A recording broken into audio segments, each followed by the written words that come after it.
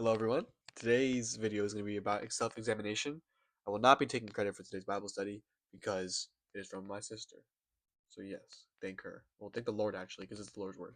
So a big difference between someone who calls themselves a Christian and an actual Christian is whether they live for Christ, right? Someone who's truly living for Christ does not call themselves a Christian, for it's by their fruits that you know them. One thing I like to connect it to is like a humble person does not call themselves humble. They don't go around, "Hey, nice to meet you. I'm humble." Like, they don't say that, right? God told me that He knows my heart and He knows my mind. And what He's been telling me a lot of is that you should not run your mouth, because if you run your mouth too much, then you ain't giving them no room to speak, right? It's like if I texted you and then I just put my phone down for like a week. It's like, what? No, it's no point in doing that, yo. So I think as Christians, we have overlooked the importance of bearing good fruit, right?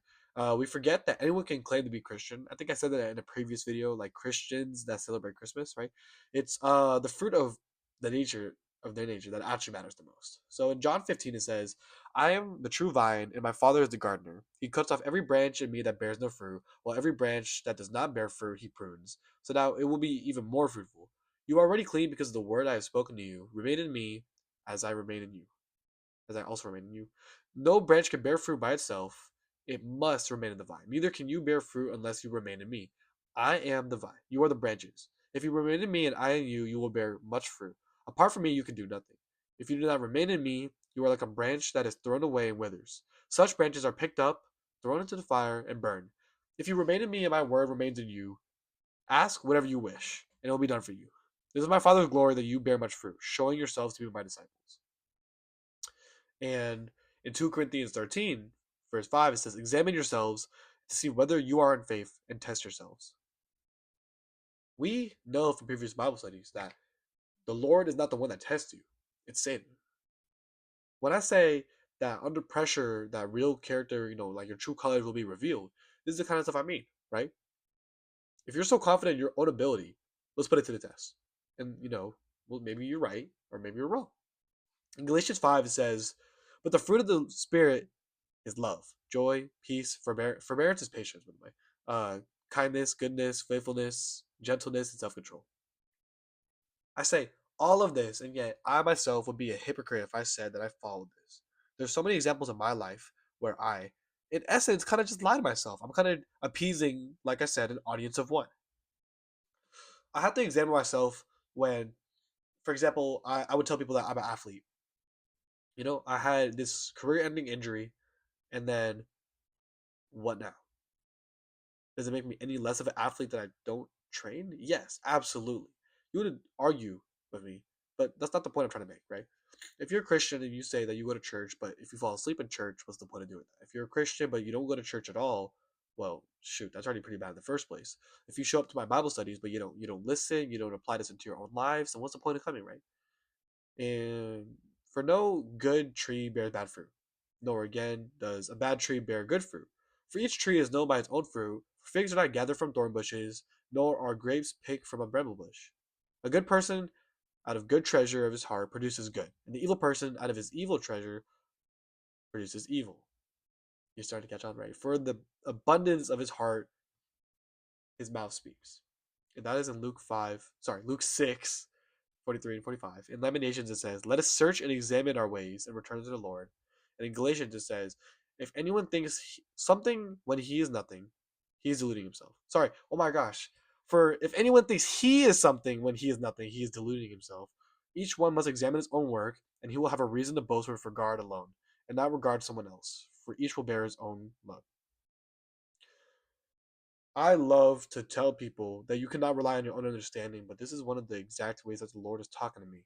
Because obviously, if you have met me, then you would know that I do Bible studies. That's the reason why you're watching this video in the first place.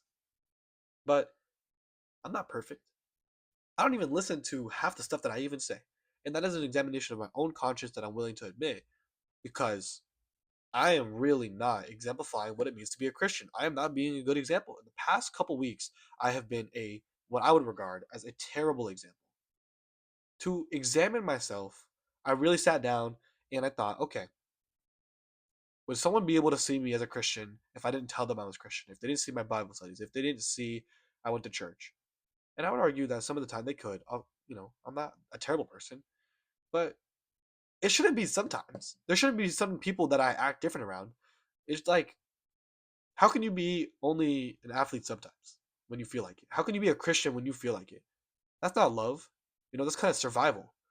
When you're left with only one option in life, to do good or to do bad, and you're pushed all the way to the limit where bad will get you, let's say, killed in this case, right? That's survival.